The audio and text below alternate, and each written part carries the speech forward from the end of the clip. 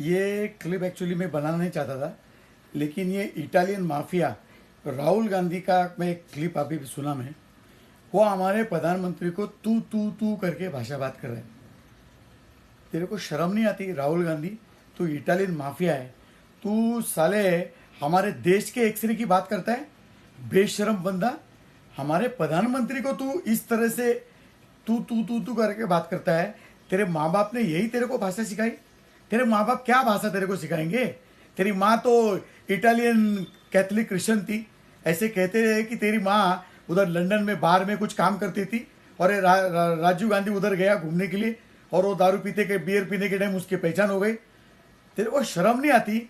आज तक हम लोग ने हमारी भाषा को बहुत मर्यादित रखा, लेकिन आज जिस तरह से तू करके तू बात कर रहा है, Rahul Gandhi, Rahul Vinci, Italian mafia, बेशरम आदमी, तेरे को शर्म नहीं आती?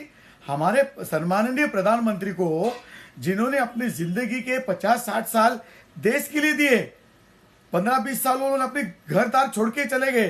वो तुम्हारे जैसे परिवारवादी नहीं है, सोने के चम्मच लेके मुंह में पैदा हुए नहीं है। तुम देश का एक्सरे की बात करता है? तुम्हारा एक्सरे दिखाओ भाई।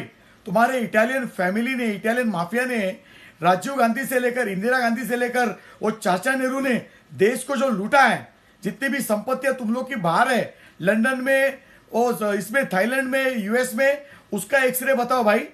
जो केजीबी सोवियत लोग तुमको जो पैसे देते थे इंदिरा गांधी के जमाने से, उस टाइम का बताओ। और तुम्हारा तो चाचा है क्रिश्चियन मिशेल, अभी भी वो जेल में, ऑगस्टा वेस्टर्न चॉपर स्कैम में, उसका एक्सरे बताओ। और तुम्हारे खुद के एक्सरे बताओ भाई। तुम यंग इंडिया फर्जी कंपनी बना के नेशनल हेराल्ड की 2000 करोड़ से भी ज्यादा संपत्ति तुमने कब्जा कर ली, उसका एक्सरे बताओ ना भाई। तुम्हारे खुद के जो फैमिली है, इतनी दुनिया में हजारों करोड़ की तुम्हारी प्रॉपर्टी है, वो पहला एक्सरे करके लोगों को बताओ और उसको तुम देश में बांटो। तुम्हारे जो कांग्रेस के जितने भी करप्ट, ये कांग्रेस नहीं है, कम्युनिस्ट, मार्क्सिस्ट, माओवादी पार्टी है ये पहले से ही। आज तुमने तुम्हारा असली चेहरा बता दिया। तुम जिस तरह से घटिया भाषा वापर रहे हो, तुम केजरी का भाई तो है ही पहले से। तुम लोग दोनों मिलके हमारे देश को बर्बाद करना चाहते हो, इसीलिए अभी तेरे को भी तू बोल रहा हूं। तू वैसे लायक भी, तू बोलने की भी लायक नहीं है, बेशरम आदमी। तुमको इतनी शौक है प्रॉपर्टी है लोगों की, लोग जो बेचारे अपने मेहनत करके अपना बच्चों के लिए, अपने आने वाले जनरेशन के लिए कुछ जमा करके रखते हैं, उसके ऊपर तुम्हारी नजर? क्योंकि तुम लोग परिवारवादी डायनेस्टी फैमिली लूटर्स हो। तुमको सारी चीजें फ्री में मिल गई, तो अभी तुम सोचते हो कि लोगों की सारी संपत्तियां लूटे और फ्री में बांटे, और वो भी किसको? विशेष समुदाय को, जो तुम खुद बोलते हो। तुमको शर्म आने चाहिए हमारे प्रधानमंत्री को जो जिस तरह से बात करते हो भाई। तुम्हारे जैसे मैंने बताया, तुम्हारे माँ बाप तुमको क्या सिखाएंगे भाई? जो बाहर में काम करने वाले लोग क्या सिखाएंगे तुमको भाषा? तुम खुद जाते हो थाईलैंड में, बैंकॉक में छुट्टियां मनाने को, रंग रलिया करने को, किसी को फ्रेंड के शादी में अगर नेपाल में भी जाते हो, उधर भी तुम पब बार में जाके दारू पीते हो। चाइनीज वो एम्बेसडर और चाइनीज एम्बेसडर नेपाल के ऑफिस में कोई लड़की काम करते हो, उसके साथ तुम रंग रलिया कर रहे। तो तुम्हारे साथ ऐसे ही भाषा करनी चाहिए अभी। तुम हमारे देश को बर्बाद करने पे उतरे हो।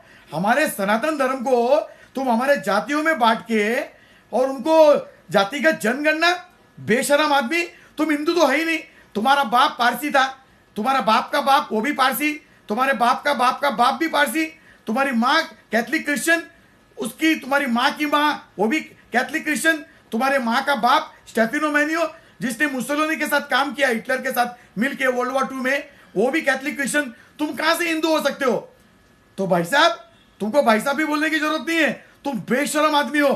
तुमको शौक है प्रॉपर्टी की, तो तुम्हारी जितने भी एनडीए अलायंस पार्टनर्स है, जो खानदानी लूटर्स है, डायनेस्टी लूटर्स, वो अखिलेश यादव हो, वो उद्धव साहब हो, पवार साहब हो, स्टैलिन हो, जिन्होंने लूटा है देश को, उनकी प्रॉपर्टी का सर्वे पहला एक्सरे करके देश के सामने रखो। बेशरम आदमी।